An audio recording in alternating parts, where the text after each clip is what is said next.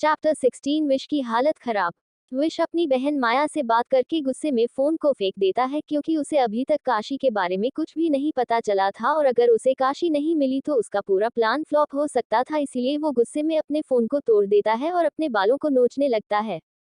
थोड़ी देर के बाद हॉस्पिटल के बाहर बहुत सारी कारें एक साथ आकर रुकती है। उन कारों से पहले बहुत सारे बॉडीगार्ड एक साथ निकलते हैं। उनकी ड्रेस पर एक स्पेशल तरह का लोगो लगा हुआ था, जैसे वो किसी के पर्सनल बॉडीगार्ड हो।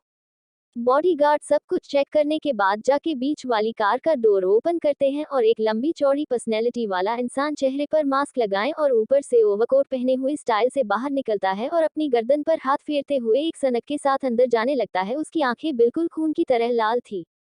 उस आदमी के हॉस्पिटल में पहुंचते ही पूरे हॉस्पिटल में हलचल सी मच जाती है। सब लोग उसको देखते ही साइड हो जाते हैं क्योंकि उसका ऑरा अलग ही इतना खतरनाक रहा था। अगर कोई भी उसके सामने आएगा तो वह अभी उसकी जान ले लेगा। वो आदमी सबको अपने से डरते देख एक टेढ़ी स्माइल करता है और आगे बढ़ जाता है। कुछ सेकंड्स के बाद में वो आदमी विश के कमरे के बाहर होता है। वह आदमी अपनी गर्दन को टेढ़ा करके देखता है क्योंकि बॉडीगार्ड्स ने उसके लिए रूम का डोर ओपन नहीं किया था। उसका इशारा समझते ही एक बॉडीगार्ड जाकर उस रूम का डोर ओपन करता है। वो आदमी एक गंदी हंसी हंसते हुए अपनी कमर से गन निकाल के उसे बॉडीगार्ड पे चला देता है। वो बॉडीगार्ड वहीं पे गिर जाता है। वो आदमी उसकी डेड बॉडी के ऊपर से जाते हुए बोलता है, मुझे कामचोर बिल्कुल पसंद नहीं और कोई मुझसे काम करवाए ये भी बिल्कुल पसंद नहीं, और देर करने वालों से तो मुझे सख्त नफरत है। उद्धरण चिन्ह। विश जो पहले से ही गुस्से में था और अपनी आंखें बंद करके लेटा हुआ था, लेकिन जैसे ही वह उस इंसान को देखता है उसकी हालत खराब होने लगती है। उसको डर से पसीने आने लगते हैं। वह आदमी कमरे में अंदर जाकर विश को एक जोरदार लात मारता है और विश अपने बेड से नीचे गिर जाता है। उसके गिरते ही वो आदमी उस बेड पर फैलते हुए बैठ जाता है और अपने एक हाथ से साइड में रखे हुए एप्पल में चाकू डालकर उसको अजीब नजरों से देखने लगता है, मानो वो एप्पल ना हो कि किसी की बॉडी हो।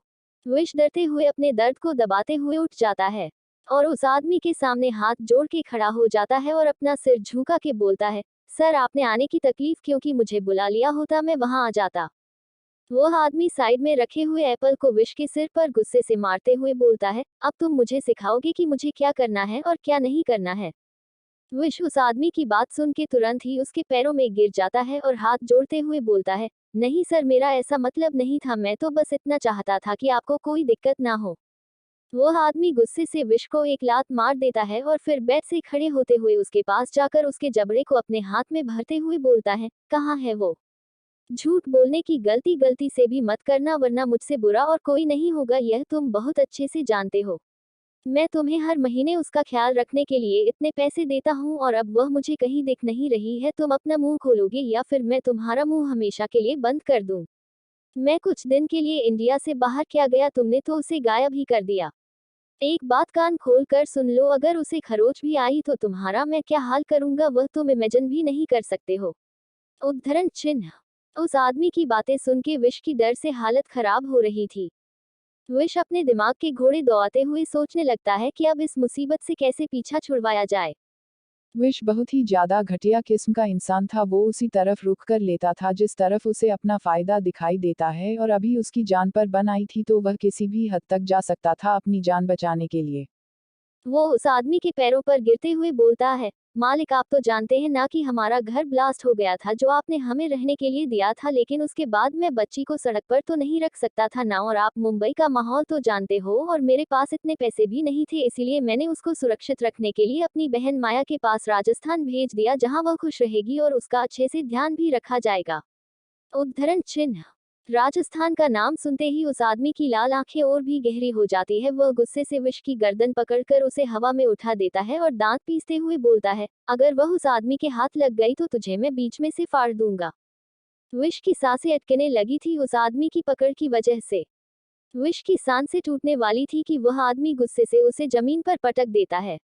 उसके छोड़ते ही विश लंबी लंबी सांसें लेने लगता है और वह आदमी गुस्से से उसे एक जोरदार लात मार देता है और विश दीवार से जा लगता है।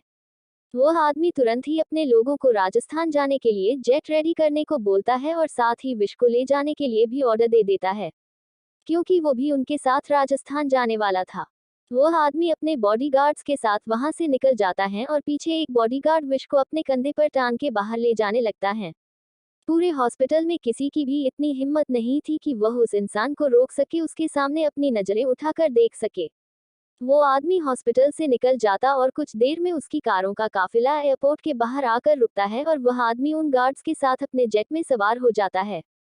विश को लाके भी जेट में पटक दिया जाता है और वो लोग राजस्थान के लिए उड़ान भर लेते हैं। राजस्थान में अक्षत अपने केबिन में बैठकर अपने ऑफिस का काम कर रहा था कि तभी उसके केबिन का डोर नॉक होता है। अक्षत अंदर आने के लिए बोलता है और राणा अंदर आता है। राणा अंदर आके उसके सामने सर झुकाकर खड़ा हो जाता है। राणा को कुछ ना बोलते देख अक्षत दांत पीसते हुए बोलता है, अगर तुम मेरा टाइम वेस्ट करने आए हो तो मैं तुम्हें अभी के अभी शूट कर देता हूँ, तुम किसी का टाइम वेस्ट करने के लायक नहीं बचोगे। राणा अक्षत की धमकी सुन के जल्दी से ना में सर हिला देता है और एक तोते की तरह अपना मुंह खोलकर बोलना शुरू करता है। हुकुम सा, जिस आदमी के बारे में आपने पता लगाने के लिए बोला था वह हुकुम रानीसा के लिए ही आपकी हवेली में आया था, उनके बारे में पता करने के लिए उन्हें माया ने भेजा था। वह हुकुम रानीसा के बारे में पता करने के लिए कि वह आपके साथ है या नहीं, लेकिन अभी तक उन्हें हुकुम रानीसा के बारे में कुछ भी पता नहीं चल पाया क्योंकि हमने पहले ही उसे उठा लिया था और अब तो वो अल्लाह को प्यारा हो चुका है। लेकिन अब कोई और है जो अब हुकुम रानीसा के बारे में पता लगाने की कोशिश कर रहा है। मैंने उसके बारे में पता करने की कोशिश की लेकिन मुझे उसके बारे में कोई इन्फॉर्मेशन नहीं मिल पाया। ऐसा लगता है जैसे कोई उसकी इन्फॉर्मेशन छुपाने की कोशिश कर रहा है। लेकिन वह आदमी बहुत पावरफुल लगता है कि वह हुकुम रानीसा के बारे में पता लगाने के लिए जमीन आसमान एक कर रहा है। और यह भी पता चला है कि मुंबई में विश भी उस आदमी से मिला है और अब वह लोग राजस्थान के लिए निकल चुके हैं। उस आदमी ने हुकुम रानीसा के बारे में पता करने के लिए पूरे राजस्थान में अपने लोगों को फैला दिया है। तो अब आप बताएं हमें आगे क्या करना है। उद्धरण चिन्ह। अक्षत राणा की बात सुन के गहरी सोच में डूब जाता है। उसकी आंखों के सामने कुछ सीन रील की तरह चलने लगते हैं। उसको कुछ ना बोलता देख राणा चुपचाप खड़ा रहता है और उसके बोलने का इंतजार करने लगता है। कुछ देर खुद को शांत करने के बाद अक्षत राणा से बोलता है, हवेली में सभी सर्वेंट को अलर्ट कर दो। सबके ऊपर नजर रखो, कोई भी काशी के आसपास भी नहीं भटकना चाहिए और अगर कोई जरा सी भी गड़बड़ कर दे तो उसे तुरंत ऊपर पहुंचा दो। वैसे भी इंडिया की पॉपुलेशन काफी बढ़ चुकी है। वहीं दूसरी ओर माया भी बुरी तरह से बौखलाई हुई थी क्योंकि उसे डर लगने लगा था कि अगर काशी नहीं मिली तो उसकी जान जाना तय है क्योंकि विश और माया दोनों उस आदमी को बहुत अच्छे से जानते थे कि वह कितना खतरनाक है। अगर उसे काशी नहीं मिली तो वो पूरी दुनिया को आग लगा देगा। काशी के लिए वो कितना सनकी है यह बात वो दोनों बहुत पहले से बहुत अच्छे से जानते थे। इसलिए माया बौखलाए हुई अपने जितने भी लोग थे सबको पूरे राजस्थान में काशी को ढूंढने के लिए लगा देती है। CH-17 अक्षत का राज और माया की हालत खराब। राठौड़ हवेली के बाहर एक साथ बहुत सारी कारें आके रुकती है।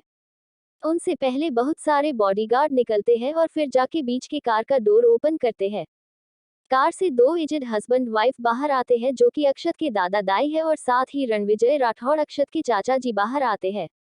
वो तीनों पूरे रोब के साथ अंदर जाते हैं। दादाजी जाके हाल में रखी अपनी हेड चेयर पे बैठ जाते हैं और उनके साथ ही दादी और रणविजय राठौड़ पास ही रखे सोफे पे बैठ जाते हैं। सर्वेंट आके उनको पानी देते हैं और फिर चाय नाश्ता सर्व करके चले जाते हैं। कुछ देर में मीरा जी वहां आ जाती है और दादा दादी की पैर छू के उनसे आशीर्वाद लेती है और रणविजय जी को एक नजर मुस्कुरा के देखती है और किचन में चली जाती है। रणविजय जी उनको देख के एक आंख मार देते हैं और मीरा जी उन्हें आंख दिखाते हुए चली जाती है और रणविजय जी हंसने लगती है। कुछ देर में वहां अनवी, काशी और सिया भी आ जाती है और सर्दी की धूप का मजा ले रही थी। वो तीनों भी आके सबके पैर छूती है। दादा दादी और चाचा जी उनको खूब सारा आशीर्वाद देते हैं। उनको लगता है कि वो अनवी को कोई दोस्त है।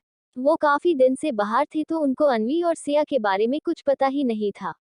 मीरा जी कुछ खाने की चीज लेके बाहर आती है और सबको सर्व करती है।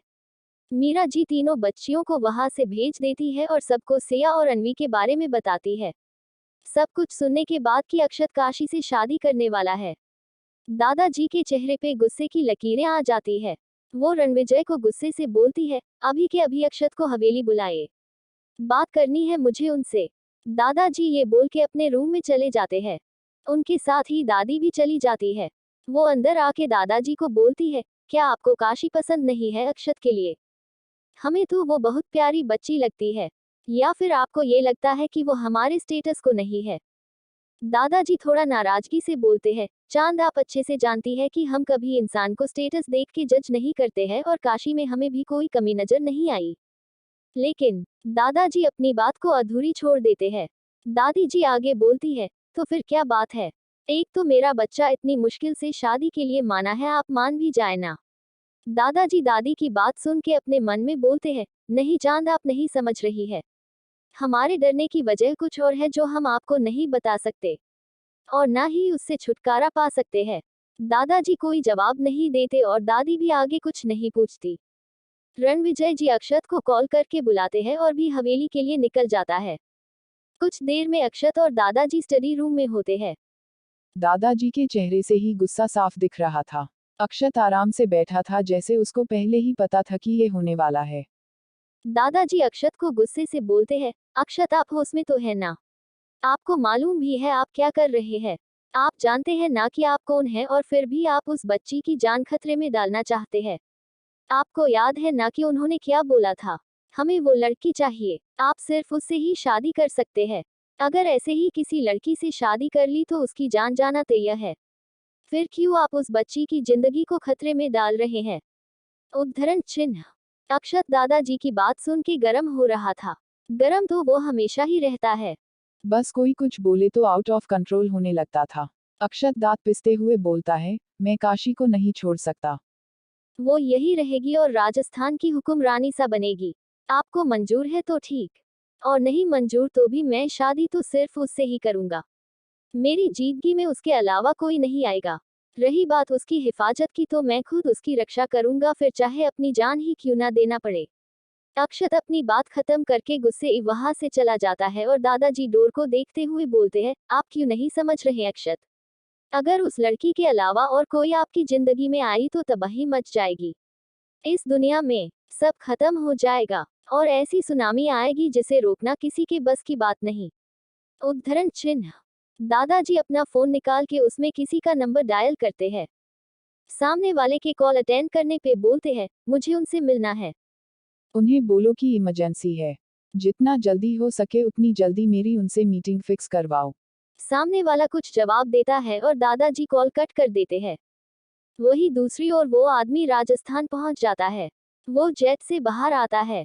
वो कूते की तरह नाक चलाने लगता है और गर्दन घुमाते हुए हाथ फेर के बोलता है, वो यही है। मेरी जान, मैं आ रहा हूँ। बहुत जल्दी तुम मेरे पास होगी, मेरी कैद में, हमेशा के लिए। और तुम मुझे वो दोगी जो मुझे चाहिए, जिसके लिए तुमने जन्म लिया है। इतना बोल के वो आदमी राक्षसों की तरह हंसने लगता है। उसकी हंसी इतनी भयानक थी कि सब गार्ड्स के भी पसीने छूट जाते हैं। और विश तो अब तक बेहोश ही हो चुका था। वो आदमी गुस्से से अपने आदमियों को बोलता है, इस कचरे को ले चलो। वो आदमी एयरपोर्ट से बाहर आता है और अपनी कार में बैठकर वहां से निकल जाता है। कुछ देर के बाद उसकी कार जयपुर के तबस्सुम इलाके में रुकती है। जयपुर का तबस्सुम इलाका कोठे वालियों के लिए फेमस था।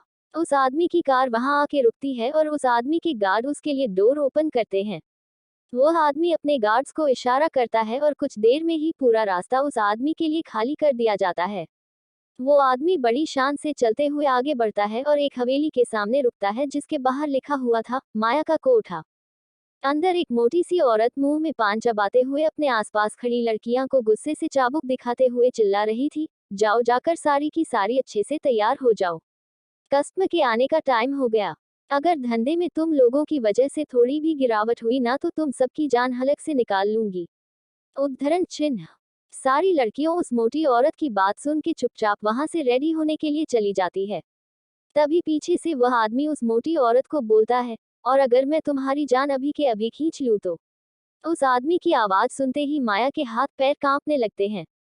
उसके डर से पसीने आने लगते हैं। वह बड़ी मुश्किल से पलट के दरवाजे की तरफ देखती है तो वह आदमी मास्क लगाए खड़ा था।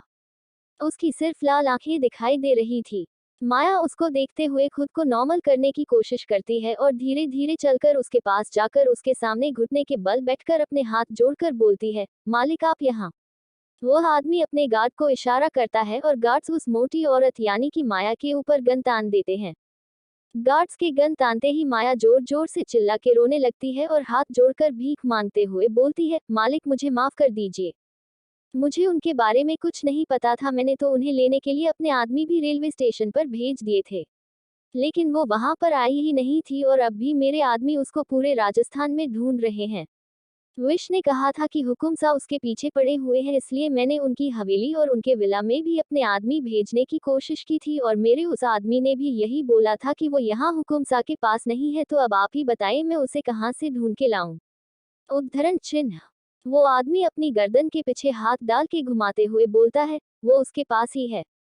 तुम्हारे सिर्फ 24 घंटे हैं, मुझे वो वापस चाहिए, किसी भी कीमत पे। और अगर तुम उसे नहीं ला पाई तो तुम मुझे अच्छे से जानती हो कि मैं कितना शरीफ हूँ। ये आदमी ये बोल के वहां से निकल जाता है और उसके जाते ही माया पानी का जग उठा के पूरा पी जाती है और खुद को शांत करने लगती है। वो गुस्से से अपने आदमियों को चिल्लाती है, रंग, मुन्ना, सुंडू, भुंडू, कहाँ मर गए सारे के सारे। सारे आदमी उसके पास आके खड़े हो जाते हैं। माया सब पे बरसते हुए बोलती है, किसी काम के नहीं हो तुम लोग। वो लड़की हुकुमसा के पास ही है, ढूंढो उसे, मुझे वो चाहिए, नहीं तो हम सबको लाशें बीच जाएंगी। जाए, अब मेरी शकल क्या देख रहे हो। सारे आदमी वहां से चले जाते हैं और माया अपने हाथ आपस में मलते हुए बोलती है, पता नहीं क्या है इस लड़की में जो सबके सब उसके ही पीछे पड़े हुए हैं। उद्धरण चिन्ह। CH18 अक्षत बना ज्वालामुखी। अक्षत दादाजी की बात सुन के कि वो काशी से शादी नहीं कर सकता, गुस्से से स्टडी रूम से बाहर चला जाता है। वो सीधे अपने रूम में जाता है। उसकी आंखें गुस्से से लाल हो चुकी थी।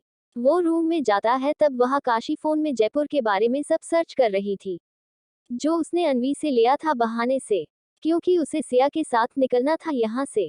लेकिन उसे जयपुर के बारे में कुछ पता ही नहीं था। काशी अपने में ही लगी थी। उसने नजर उठा के भी नहीं देखा था क्योंकि अक्षत तो ऑफिस से लेट आने वाला था। उसे लगा कोई सर्वेंट है। अक्षत खुद को इग्नोर होता देख अपनी लाल हो चुकी आंखों से काशी के पास जाता है और उसके हाथ से फोन छीन के दूर फेंक देता है और काशी को बेड पे धक्का देके खुद एक पैर बेड पे रख के उसके जबड़े को अपने हाथों में दबाते हुए दांत पिसते हुए बोलता है, कितनी बार बोला है कि मुझे इग्नोर करने की कोशिश मत किया करो। जब मैं पास रहूं तो मुझ पे ध्यान दिया करो, लेकिन तुम्हें तो मेरी बात कभी समझ ही नहीं आती। उद्धरण चिन्ह। अक्षत की हरकत से काशी को भी गुस्सा आने लगता है। वो पूरी ताकत से उसे धक्का देती है और खुद बेड से उठ के उसके सामने जाके खड़ी हो जाती है और उसकी आंखों में देख के पूरी हिम्मत से उसे जवाब देते हुए बोलती है, मिस्टर जिराफ राठौड़, भगवान ने आपको जिराफ जितनी हाइट तो दे दी, लेकिन आपके ऊपर के माले में सिर्फ कीड़े ही भरे हैं। पहली बार तो ये कि आपकी हिम्मत कैसे हुई वो फोन तोड़ने की जो मेरा नहीं था, और दूसरी बात ये कि मैं आपकी प्राइवेट प्रॉपर्टी नहीं हूँ जिसकी आपने रजिस्ट्री करवा रखी हो, जो अपनी ये साड़ी हुई शकल लेके मुंह उठा के चले आते हैं हर बार भोगने। मैं आपको आखिरी बार समझा रही ही, इज्जत से मुझे और मेरी बहन को यहाँ से जाने दीजिए, वरना वरना मैं आपके टुकड़े टुकड़े करके हाथी के पैर तले खुचलवा दूंगी। उद्धरण चिन्ह। अक्षत दादू की बात से पहले ही उबाल रहा था और काशी की बातें उसके गुस्से में भी बहुत अच्छे से मिक्स कर रही थी। उसके चेहरे की नशे साफ दिखाई दे रही थी। वो इतना भयानक दिख रहा था कि कोई कमजोर दिल का इंसान अगर उसे देख ले तो खड़े खड़े स्वाहा हो जाए। वो काशी की गर्दन पकड़ के उसे दीवार से लगा देता है और दबाने लगता है। काशी को सांस आना बंद होने लगती है। उसका गोरा चेहरा लाल होने लगता है, लेकिन अक्षत खुद को काबू नहीं कर पा रहा था। वो दांत पिसते हुए बोलता है, तुम्हारी हिम्मत कैसे हुई मुझसे ऐसे बात करने की। आज तक किसी की इतनी हिम्मत नहीं हुई कि मुझे नजरें उठा के तो देख सके और तुम इतनी जुबान चला रही हो। तुम्हें नहीं छोड़ूंगा नहीं। उद्धरण चिन्ह। काशी की आंखें बंद होने लगी थी कि अक्षत का फोन रिंग करता है और वो होश में आता है।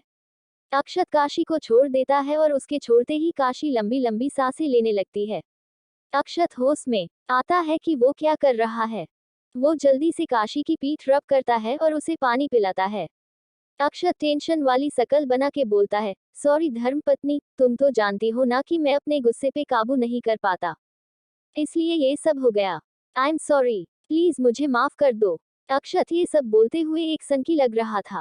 काशी को अब उससे डर लगने लगा था। वो बस किसी भी तरह से अक्षत से पीछा छुड़ाना चाहती थी। वो बस धीरे से हाँ में सिर हिला देती है और बेड के क्राउन से लग के अपनी आंखें बंद कर लेती है। यूज दिमाग में एक ही ख्याल चल रहा था, क्या है ये आदमी, पल में किसी की भी जान ले ले और पल में ही किसी के लिए अपनी जान दे दे। मैं इस सनकी के साथ बिल्कुल नहीं रह सकती, मुझे जल्दी से जल्दी यहाँ से निकलना होगा, वरना ये तो किसी दिन मेरी जान ही ले लेगा। भोलेनाथ रक्षा करना। अक्षत का फोन फिर से रिंग करता है और वो बालकनी में जाके कॉल अटेंड करता है। सामने से राणा कुछ बताता है और अक्षत की अभी थोड़ी देर पहले शांत हुई आंखें फिर से आग उगलने लगती है। उसकी पापड़ फोन पे कस जाती है। वो कुछ इंस्ट्रक्शन देके कॉल कट करता है और रूम में वापस आके एक नजर काशी को देख के उसके पास जाके उसके गले पे ऑइंटमेंट लगाते हुए उसे धमकी की लंबी चौड़ी लिस्ट सुना देता है। मैं कुछ देर के लिए बाहर जा रहा हूँ, कोई भी चालाकी करने की कोशिश मत करना वरना तुम्हारी खोपड़ी और मेरी गन। मैं जब वापस आऊं तो तुम मुझे रूम में दिखनी चाहिए। मेरे अलावा किसी और की बात मानने की तुम्हें कोई इजाजत नहीं है। Got it? उद्धरण चिन्ह। काशी हमें सिर हिला देती है और अक्षर एक सनक भरी मुस्कान के साथ बोलता है, वही तुम्हारे लिए अच्छा होगा धर्मपत्नी जी। अक्षत रूम से बाहर चला जाता है और काशी साइड में रखा पानी का ग्लास खाली कर देती है। वो एक गहरी सांस लेके ऊपर देख के बोलती है, बोले ये कौन से अवतार है आपके? ये किसी दिन जान ले लेंगे हमारी। भोलेनाथ, मैंने ऐसा आदमी पाने के लिए आपके 16 सोमवार के व्रत नहीं किए थे। थोड़ा तो मुझ पे रहम करो। इस जिराफ राठौर से बचा लो, पक्का गणेश जी को चाउमीन बना के खिलाऊंगी। आप अपनी त्रिशूल दे देना, उससे खा लेंगे गणेश जी, क्योंकि मेरे पास तो छोटा ही फोक है। काशी ये सब बोलते हुए बिल्कुल मासूम लग रही थी। उसके चेहरे से लग ही नहीं रहा था कि अभी उसने अक्षत से इतने लंबे चौड़े पंगे ले लिए थे। काजी अपनी ही धुन में अक्षत को कोसे जा रही थी कि उसके रूम से डोर फिर से खुलता है और सिया अपनी ही धुन में अंदर चली आती है और आते ही सीधा कार्पेट में पैर फंसा के सीधा काजी के चरणों में शीश नवाज देती है और काशी कौन सा कम थी, वो भी उसके सिर पे हार रख के बोलती है, जीती रहो बेटा, खुश रहो, सदा सुहागन रहो, सदा फलती फूलती रहो और एक दिन हमारे घर के डोर में फंस जाओ। उद्धरण चिन्ह। काशी जा आशीर्वाद सुन के सिया चिढ़ते हुए उठ के उसके पास आती है और अपनी कमर पे दोनों हाथ रख के उसके सामने मुंह बनाते हुए बोलती है, दी एक तो नई गिर गई और आपको आशीर्वाद की पड़ी है, और क्या नहीं इतनी मोटी हो गती हूँ जो आपके घर के डोर टूट जाएंगे। सिया बोलते बोलते रुक जाती है क्योंकि उसे काशी के गले पे उंगलियों के निशान दिखाई देते हैं। वो उसके गले को छूते हुए बोलती है, दी ये सब कैसे हुआ? आप मुझे उसका नाम बता दो बस एक बार। उसकी ऐसी चटनी बनाऊंगी कि जिंदगी भर कुकर की सीटी की तरह बजता रहेगा। उसकी जी दागी में ऐसी मिर्च घोलूंगी कि सारी जिंदगी वाशरोकन से बाहर नहीं आएगा। उसको तो मैं कमोड में डाल के फ्लश कर दूंगी, और जब गटर में पहुंचेगा बस तो उसमें चमगादड़ छोड़ दूंगी। तभी काशी उसकी वाणी ओए ब्रेक लगाते हुए बोलती है, जिराफ राठौर। सिया की बोलती वही बंद हो जाती है। वो बाहर जाते हुए बोलती है, मार कीजिएगा मैडम, मैं गलती से गलत रूम में जाकर नक्षत्र में आ गई।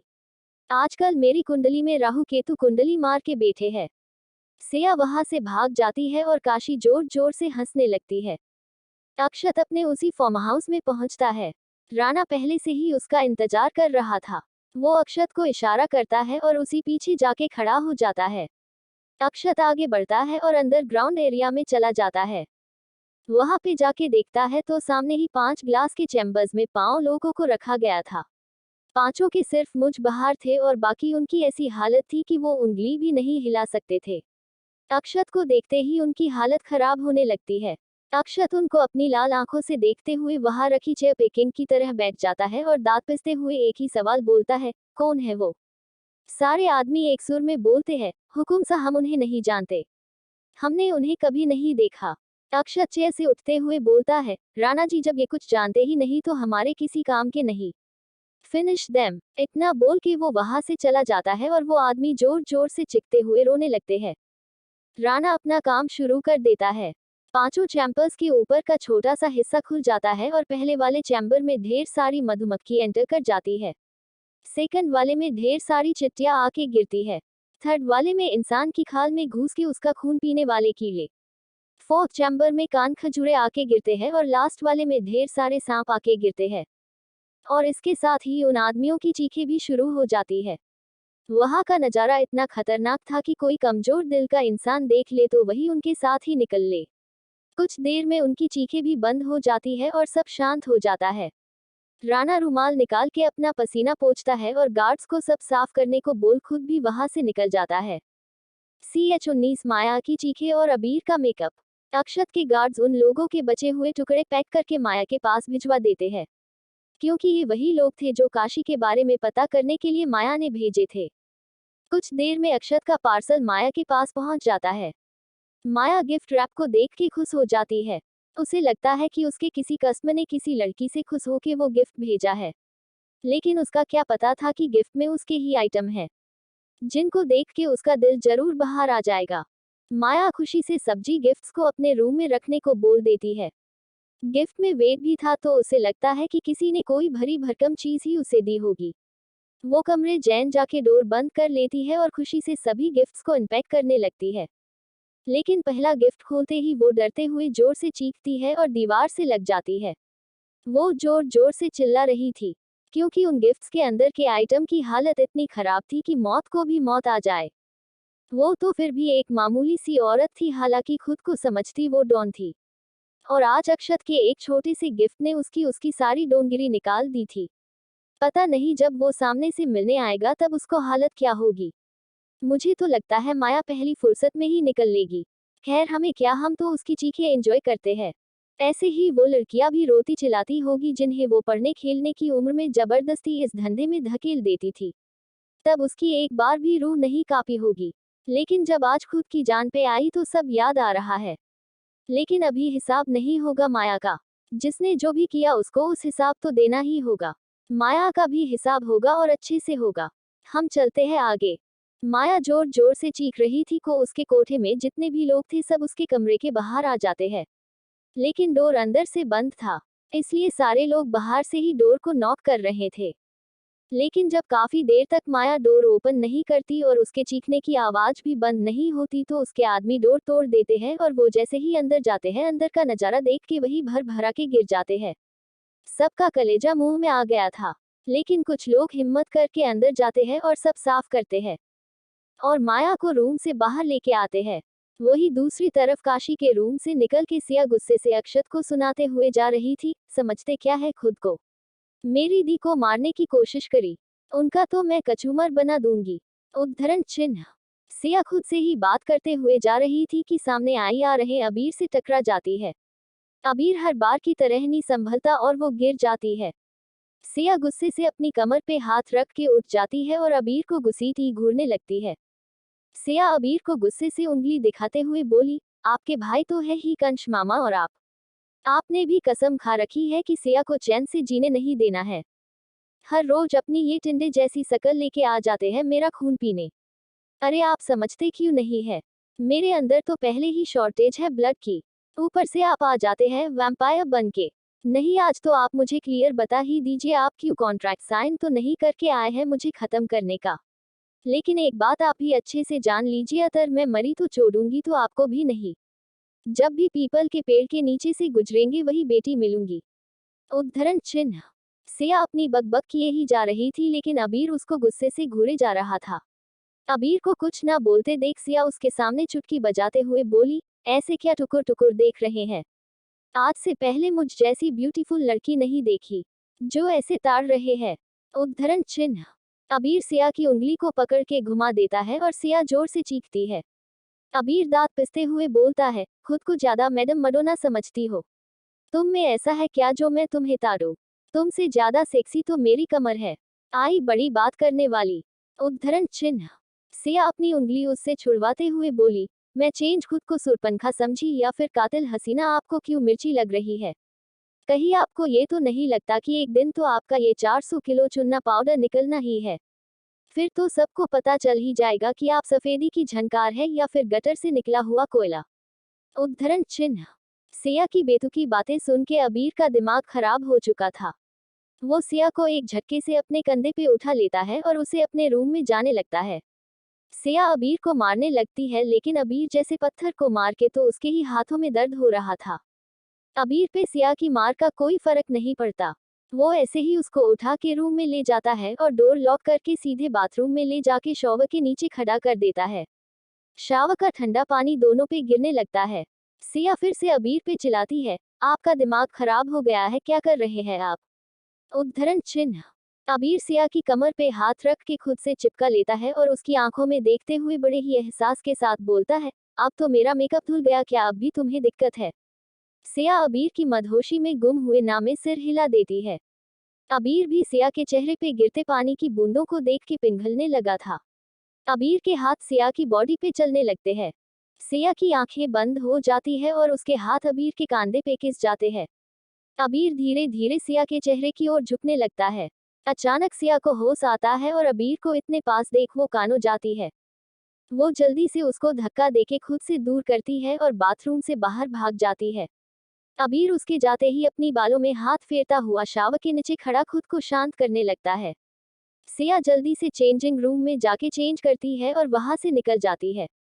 वही अक्षत फार्म हाउस से निकलने के बाद अपने गार्ड्स और राणा को हवेली जाने का बोल के खुद अकेला ही कार लेके निकल जाता है। वो पूरी स्पीड से कार को चला रहा था। थोड़ी देर में उसकी कार एक वीराने से इलाके में रुकती है। वो कार से बाहर आता है और पैदल ही आगे बढ़ने लगता है। कुछ दूर जाने के बाद वो एक बड़ी सी हवेली के बाहर रुकता है। उस हवेली की हालत बहुत ही खराब थी। वो पूरी जली हुई थी।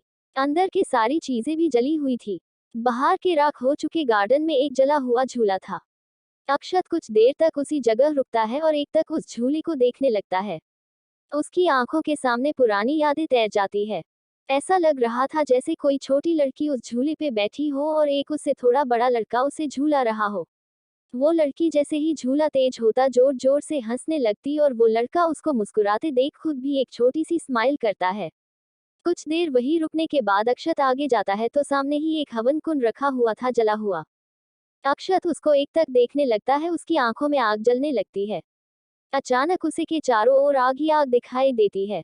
अक्षत की आंखें लाल होने लगती है और हाथों की मुट्ठियां बंद हो जाती है और उसके चेहरे से पसीना टपकाने लगता है। अक्षत एक गहरी सांस लेता है और तेजी से वहां से बाहर निकल जाता है और अपनी कार की ओर बढ़ जाता है। कुछ ही देर में वो कार में बैठ के वहां से निकल जाता है। CHB घूरना कंपटीशन।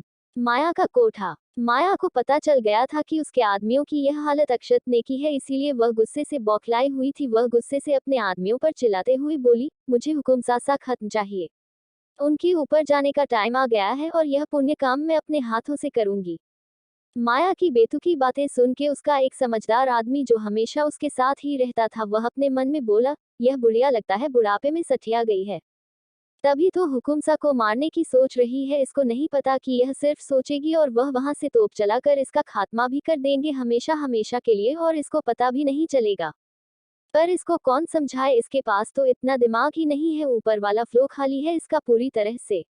मोटी भैंस खा खा के जीना हराम कर रखा है। दिन भर ठूसती रहती है। मुझे तो लगता है को एक दिन तो ये मुझे भी खा जाएगी और डकार भी नहीं लेगी। उद्धरण चिन्ह। उस आदमी को सोच में गुम देख माया उस पे बरसते हुए बोली, क्या हुआ सुमन, गर्लफ्रेंड की याद आ रही है या फिर तुम्हारा काम से मन भर गया है। उस आदमी का नाम सुमन था। वह माया का राइट हैंड था, लेकिन उसके नाम की वजह से सब लोग उसका मजाक उड़ाते थे। माया की पूरी टीम में सिर्फ एक सुमन ही था जिसके पास थोड़ा दिमाग नाम की चीज थी, वरना तो सारे ठन ठन गोपाल थे। सुमन दांत दिखाते हुए माया के पास जाकर बैठ जाता है और उसके पैर दबाते हुए बोला, नहीं नहीं मालकिन, आप कैसी बातें कर रही हैं, आपके काम से मेरा मन कभी नहीं भर सकता। और गर्लफ्रेंड वह तो मैंने बनाई ही नहीं। मैंने तो बचपन में ही कसम खा ली थी कि मुझे सेवा तो बस आपकी ही करनी है और वह मैं कर रहा हूँ। आप बताएं ना, मेरे लिए कुछ काम हो तो जो मैं आपके लिए कर सकूं। अगर मैं ऐसा कर पाया तो मैं खुद को बहुत ही भाग्यशाली समझूंगा। उद्धरण चिन्ह। माया सुमन की चिकनी चुपड़ी बातों में आ जाती है और खुश होते हुए बोली, एक तू ही तो है इस पूरे कोठे पर जिसके पास थोड़ा दिमाग है, वरना तो यह सारे बस मुफ्त की रोटियां तोड़ने के लिए आते हैं। लेकिन आज जो मैं तुझे काम देने वाली हूँ वह सबसे ज्यादा खतरनाक काम है। उद्धरण चिन्ह। सुमन जल्दी से माया के सामने हाँ में सर हिला देता है। माया सुमन को कुछ समझाने लगती है और माया की बात खत्म होने पे सुमन कुछ देर सोचता है और उसके बाद जवाब देता है, मालकिन आपका काम हो जाएगा। उद्धरण चिन्ह। माया जवाब देते हुए बोली, मुझे तुमसे यही उम्मीद थी सुमन। कोट। सुमन जल्दी से वहां से अपना काम पूरा करने के लिए निकल जाता है और माया अपने मन में, अब देखती हूँ हुकुमसा आप उसको कैसे बचाते हो। बहुत जल्दी वो मेरे पास होगी और आप सोच भी नहीं सकते मैं उसका क्या हाल करने वाली हूँ। उसकी वजह से मैंने जितना भी दर्द सहा है उसकी कीमत उसे चुकानी पड़ेगी। उद्धरण चिन्ह। वहीं दूसरी ओर जयपुर में एक आलीशान हवेली के अंदर जो पूरी ब्लैक कलर की बनी हुई थी, उसके बड़े से आलीशान हॉल में वह मास्क वाला इंसान दारू के पैग मार रहा था। उसके सामने काशी की एक बड़ी सी तस्वीर लगी हुई थी। वो आदमी अपनी लाल आंखों से काशी की तस्वीर को घूरे जा रहा था। उसने बोतल को अपने मुंह से लगा रखा था। पूरी बोतल खत्म करने के बाद वह अपनी जगह से उठता है और काशी की तस्वीर के पास जाकर खड़ा हो जाता है। वह काशी की फोटो पर हाथ फेरने लगता है, कभी उसके नाक को छू के देखता, कभी उसके गालों को तो कभी उसके होठों को। उसकी आंखें इतनी लाल हो चुकी थी मानो अभी उनसे खून निकल पड़ेगा। वो आदमी काशी की तस्वीर पर हाथ फेरते हुए बोला, आखिर कब तक दूर रहेंगे आप हमसे, एक न एक दिन तो आपको हमारे पास आना ही है, कोई नहीं बचा पाएगा आपको हमसे। आप क्यों नहीं देख पा रही कि हम आपसे कितनी नफरत करते हैं? इतनी नफरत की वचन से आपको अपना बनाने की कसम खाई है। आप हमारी थी, हमारी हैं और हमारी ही रहेंगी। उद्धरण चिन्ह। इतना बोलकर वह आदमी पागलों की तरह जोर जोर से हंसने लगता है। उसकी हंसी इतनी खतरनाक लग रही थी कि अगर कोई नॉर्मल इंसान सुन ले तो वही खड़े खड़े बेहोश हो जाए। ऊपर से उस वीरान हवेली में उस आदमी के अलावा और कोई नहीं था। ऊपर से उसकी खतरनाक हंसी उस हवेली को और भी ज्यादा डरवाना बना रही थी। वो आदमी वापस आकर बैठ जाता है और अपना फोन उठाकर किसी का नंबर डायल कर देता है। सामने वाला इंसान 2-3 रिंग जाने पर ही कॉल अटेंड कर लेता है और वो मास्क वाला आदमी बोलता है, जल्दी से जल्दी उसे मेरे पास लेकर आओ, मैं उसके बिना अब एक पल भी नहीं रह सकता। उद्धरण चिन्ह। वह मास्क वाला आदमी इतना बोलकर कॉल कट कर देता है और पागलों की तरह जोर जोर से गुनगुनाने लगता है, तुम्हें अपना बनाने की कसम खाई है, खाई है। उद्धरण चिन्ह। राठौड़ हवेली में रात के समय अक्षत अभी तक घर वापस नहीं आया था। सब लोग हॉल में बैठे गप्पे मार रहे थे। अक्षत को न देख काशी के तो पर ही निकल आए थे और वह सबसे खुल के अच्छे से हंस हंस कर बातें कर रही थी। वह सबको अपने और सिया के बचपन के बारे में बता रही थी और सिया भी उसका पूरा साथ दे रही थी। वैसे भी सिया तो थी ही मस्तीखोर और अब तो उसको पूरा मौका मिल गया था। अपने दिल की सारी भड़ास निकालने लगी। उसने तो अपनी पूरी जनकुंडली ही बता दी थी सबको। थोड़ी देर में मीरा जी सबको डिनर के लिए बुला लेती हैं।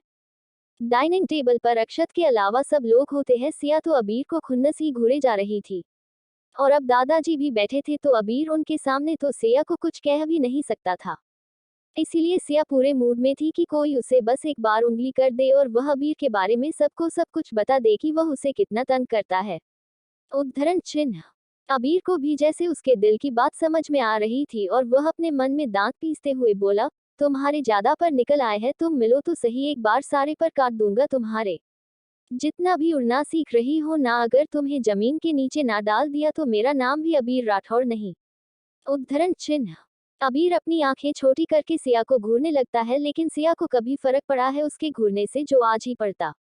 वो अपनी आंखें उससे भी छोटी करके अबीर को घूरने लगती है। अबीर कौन सा कम था, उन दोनों भाइयों ने तो लोगों को नजरों से ही मारने में पीएचडी कर रखी थी और ये तो बस घूरना था। तो वो सिया को कैसे जितने दे सकता था। उन दोनों की लड़ाई को पूरी फैमिली देख रही थी और सब एंजॉय भी कर रहे थे। लेकिन दादाजी तो बस रसमलाई ही देख रहे थे। और उन दोनों की वजह से किसी ने भी डिनर स्टार्ट नहीं किया था, इसलिए दादाजी भी नहीं कर सकते थे। इसलिए वो उन दोनों को चिढ़ते हुए देख रहे थे। लेकिन उन दोनों का तो घूरना युद्ध खत्म होने का नाम ही नहीं के रहा था। दादाजी से जब और कंट्रोल नहीं हुआ तो वो पूरे रोब से उनको थोड़ा डरते हुए अपनी दरवानी आवाज में बोलते हैं, क्या हो रहा है ये। उद्धरण चिन्ह। सिया तपाक से बोली, दादाजी अभी डिस्टर्ब मत कीजिए। आज तो मैं आपके इस घमंडी नटवर लाल कान खजूरे चोमू चाउमीन भैंसे पोते को हरा के ही रहूंगी। खुद तो बड़ा सुतली बॉम्ब समझता है, आया बड़ा मुझसे पंगा लेने वाला। उद्धरण चिन्ह। सिया की बातें सुन के अबीर का जबड़ा भींच जाता है और वो उसको उंगली दिखाते हुए बोला, तुम्हारी हिम्मत कैसे हुई मुझसे ऐसे बात करने की, तुम खुद को समझती क्या हो। सिया जल्दी से अपनी सीट से उठ के थोड़ा आगे होके अबीर की उंगली को जोर से काट लेती है और एटीट्यूड से बोली, मुंह से। उद्धरण चिन्ह। अबीर अपनी उंगली पकड़ के बैठ जाता है और बाकी सबकी आंखें बाहर आने को हो गई थी, क्योंकि दादाजी के दोनों लाडले पोते किसी की नजरें भी खुद पे बर्दाश्त नहीं करते थे और आज तो सिया ने अबीर की बैंड ही बजा दी थी और अबीर ने अब तक अपनी गन नहीं निकली। मतलब उनके नालायक पोते सुधरने लगे थे। दादाजी कभी अबीर को देखते तो कभी सिया को। अबीर गुस्से से उठते हुए सिया को दूसरी उंगली दिखाते हुए बोला, यू।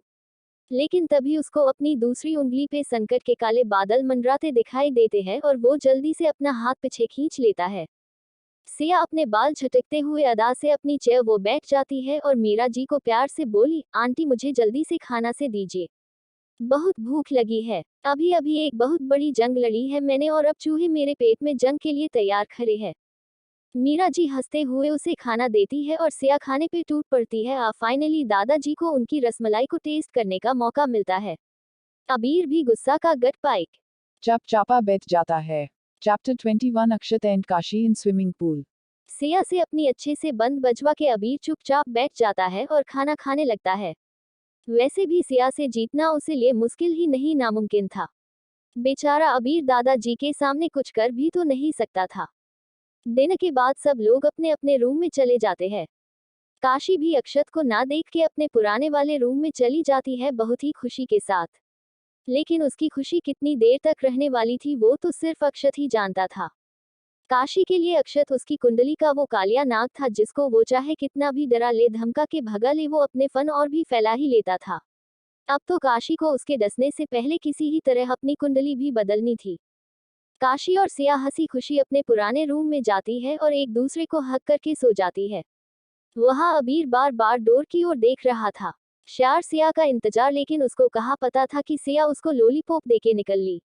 आज रात तो वो उसके हाथ आने वाली नहीं है।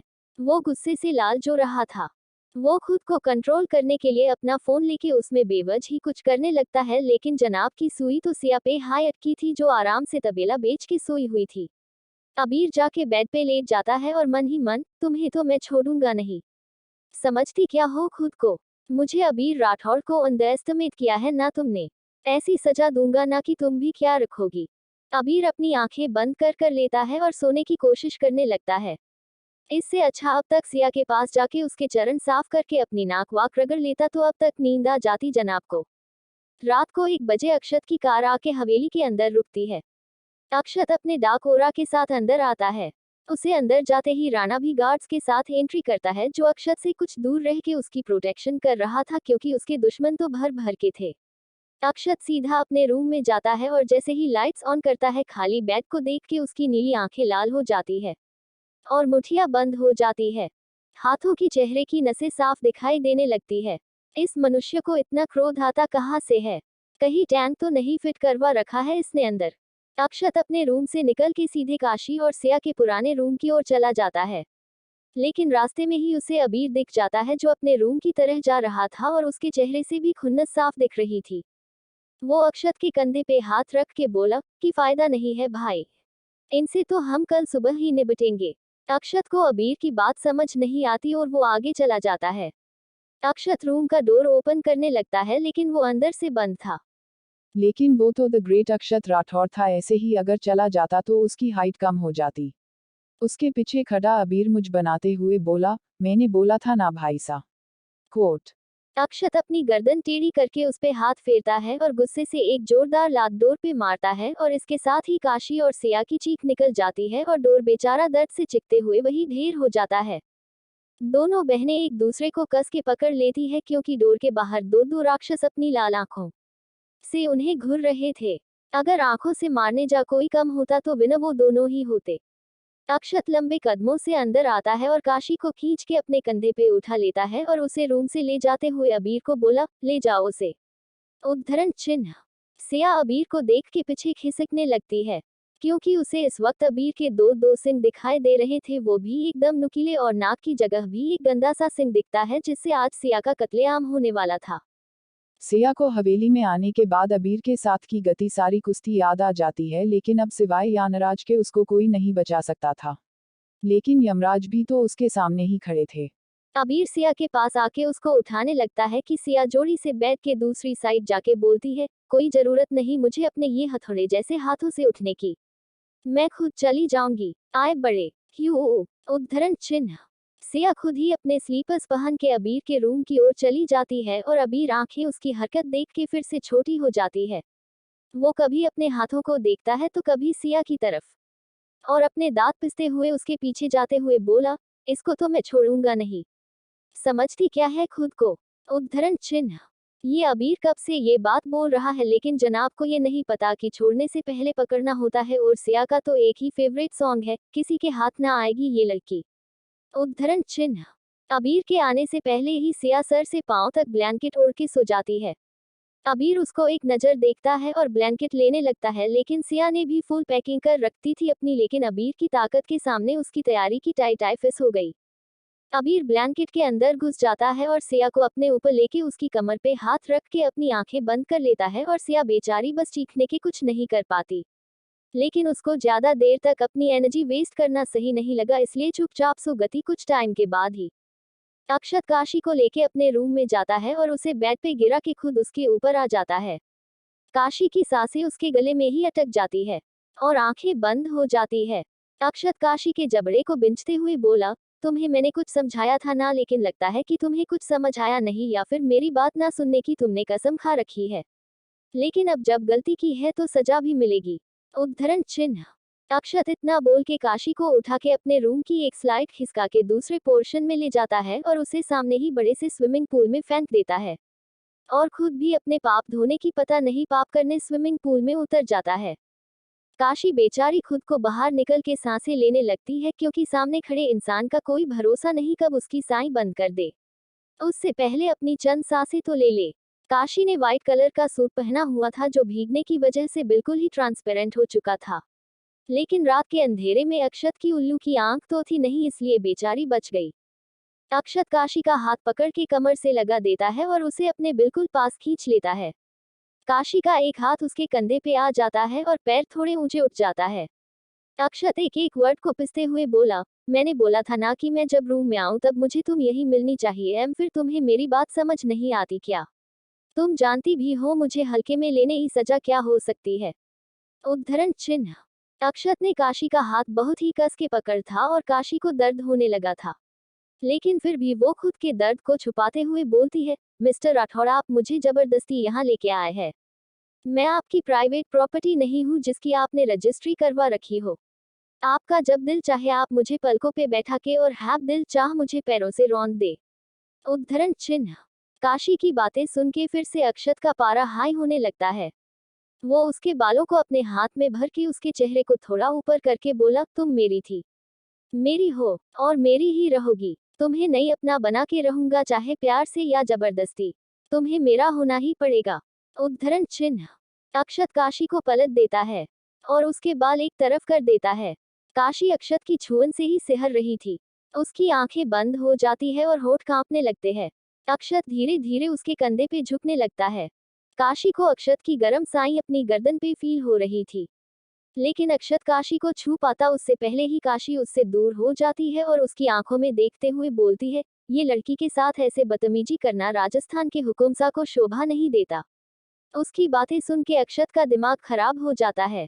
वो बड़ी मुश्किल से खुद को कंट्रोल करता है और उसकी आंखों में देखते हुए बोला, ठीक है, अब मैं तुम्हें तभी हाथ लगाऊंगा जब हमारा कोई रिश्ता होगा, जब तुम मेरी धर्मपत्नी बनोगी और राजस्थान की हुक्मरानी सा। उद्धरण चिन्ह। अक्षत वहां से चला जाता है और काशी जोर जोर से रोने लगती है अपनी हालत पे। लेकिन आंसू भी पानी में कहीं गुम हो जाते हैं। वो पूल के बाहर आके वही बैठे बैठे रोने लगती है और ना जाने कब उसकी आंख लग जाती है।